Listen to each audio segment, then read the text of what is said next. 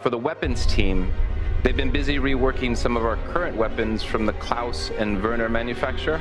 The Gallant, the Arrowhead, and the Arclight are all getting revamped to have a finer level of detail, as well as prepping them to work with our future attachment system. The Devastator 12 from the Kostak Arms manufacturer is also going through a similar process. In regards to ship weapons, the team's been blocking out different type of weapon types, sizes, and upgrade levels for the Knightsbridge Arms manufacturer, however they need.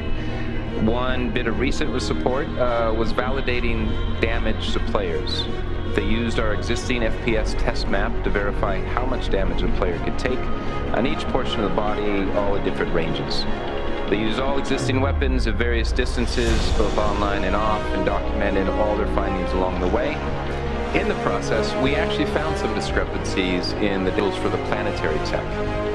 They made some great progress on some new procedural moves, making sure they look good not only from an extreme distance, but as well as close up to all the way to the point where you land on them and explore. They also made progress on new varieties of vegetation. Along with the new varieties, the engineers have also implemented the functionality, so we can now have bending tree trunks and branches, as opposed to previously where we just had leaves that moved. Most team also works with the engineers, and they've been recently working with them on some new tool sets for procedural particles. The tools allow us to spawn particles based on specific parameters to help the environment feel more dynamic and alive. Parameters including such thing as terrain elevation, angle, specific texture, specific ecosystem, and on and on. We also now have ecosystem-based weather particles that are attached to the camera and procedurally play when you're inside that specific ecosystem, as well as the ability to group particles along with specific procedurally distributed objects such as trees or rocks. This will allow us to add more bespoke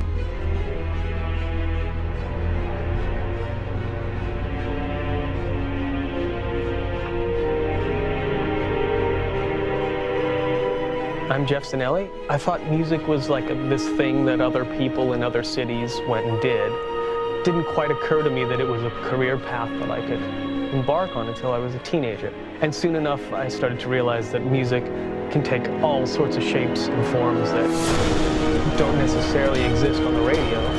You know, I was a guitar player, I had a band, we were terrible. We were an unsigned band, we weren't necessarily pro at that, but I definitely wanted to be in music. Really, once I got a guitar, I stopped homework and athletics. Which, I don't know if I'm proud of that, but you know, it took me somewhere, right? And I guess the archives and pull tapes out and listen to them, and you know, I just wanted to be around it. A composer named John Powell, and eventually he would start to ask me, hey, you want to look at the percussion on this cue? Do you want to write a little tiny piece of music for one little scene in movies? And you know, at this point, that's maybe. Jeff's worked, I think, mostly in film and TV. He has worked in some game contexts as well, which I think also assists us.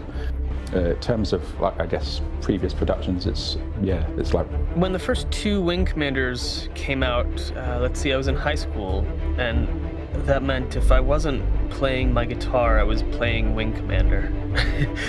I mean, so much so that I may even owe an apology to my teachers for not studying hard enough for a time. It was such a, you know, it was such a great game. You couldn't put it down. And the thing is, at the time, you know, the attention to detail in that game was just so far above like anything else that was out there.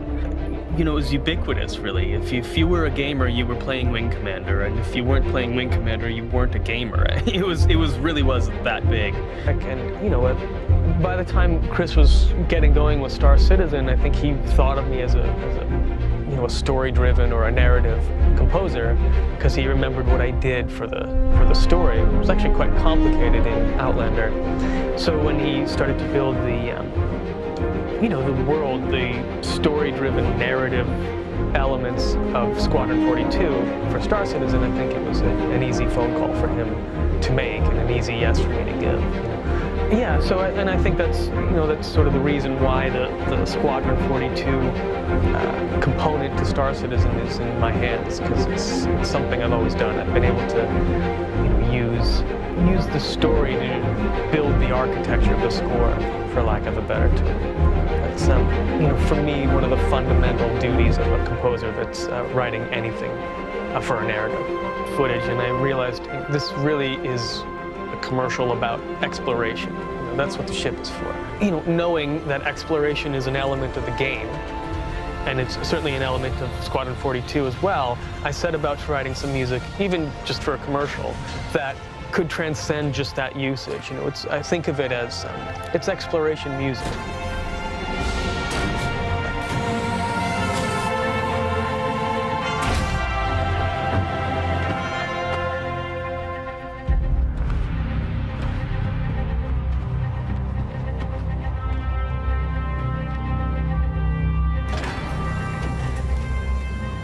It was Bishop's speech.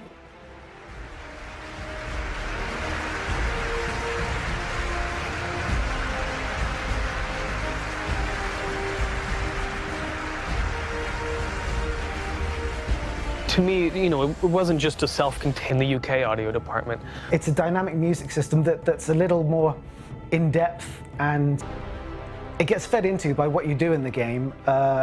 Things like attacking people, explosions, that kind of stuff. But also, it's situational. It could be if you're flying, that's a whole set of music with its own rules. That'll transition seamlessly into EVA music if you're floating around, or if you're down in ground combat. Again, same universal system, but it handles what you do sort of elegantly and smoothly, moving between these different aspects. And there's a language that Jeff has defined musically that's very different. You're in space. It's between segments, because it's a modular system. You could be in a looping section of music that's covering we call it grim. So the situation's gone bad, everything's blowing up. So we're in this grim, heavy action sequence, but then we need to go into a heroic clip of music, but we need to get there with the transition that isn't at all jarring.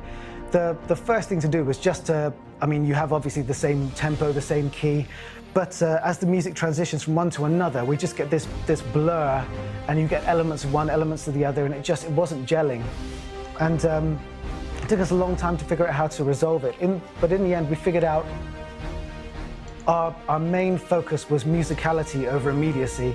So what we've done is we've locked these exit and entrance points of the music to key moments. If there's a crescendo, as you get to the top of the crescendo, that's a moment where it can exit or enter a different segment. So you get these points that you hit, and then it's allowed to move to another piece of music.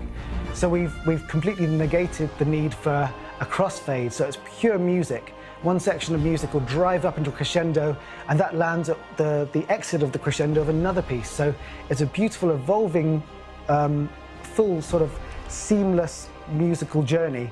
And we never have these ugly crossfades, or there's nothing obvious about it, which was a real success. On one hand, that covers your gameplay in this beautiful cinematic way.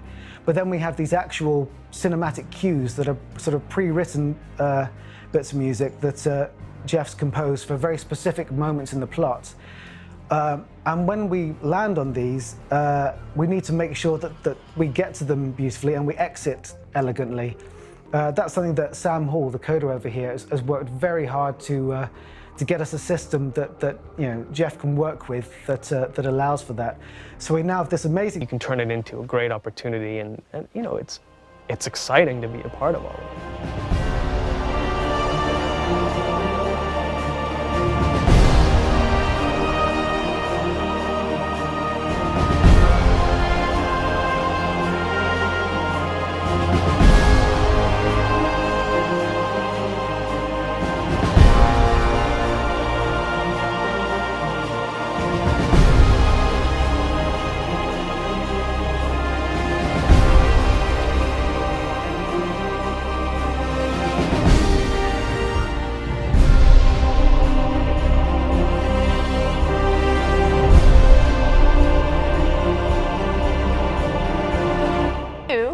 Around the verse.